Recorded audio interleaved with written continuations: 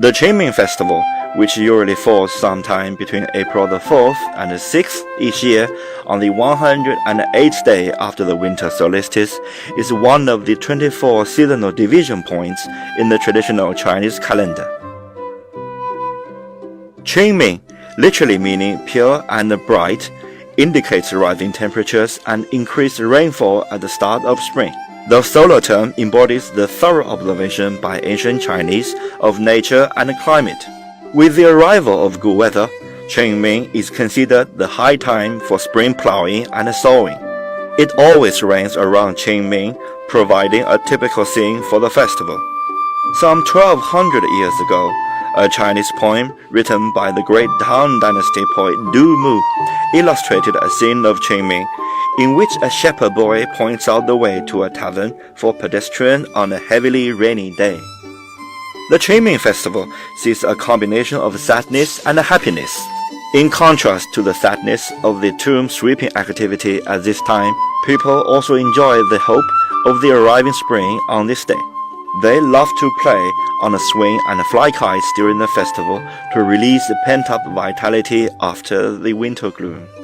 As the most important day of sacrifice, Chinese people have long used the occasion to sweep the tombs of their ancestors and offer sacrifices to them.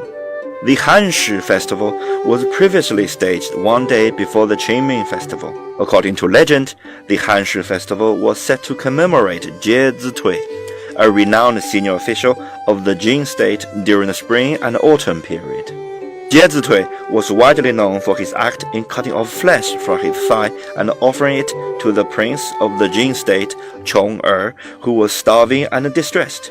Later, when Chong-er became Duke Wen of the Jin state, he ordered a search for Jie Zitui, who had gone into seclusion in the remote mountains with his mother.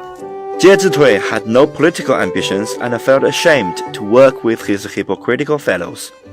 Hence, he refused the Duke's invitation. In desperation, Duke Wen ordered the mountains to be burnt in an attempt to force Jie to come out.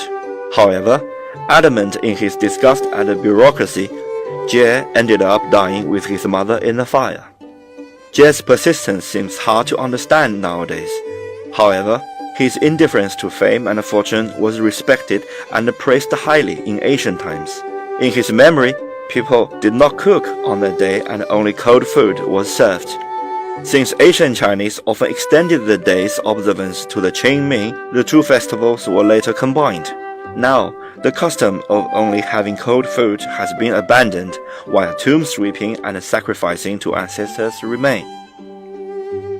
Qingming represents the best of spring scenery. Sacrificing to ancestors during such wonderful time showcases the importance of inheritance in Chinese people's mind.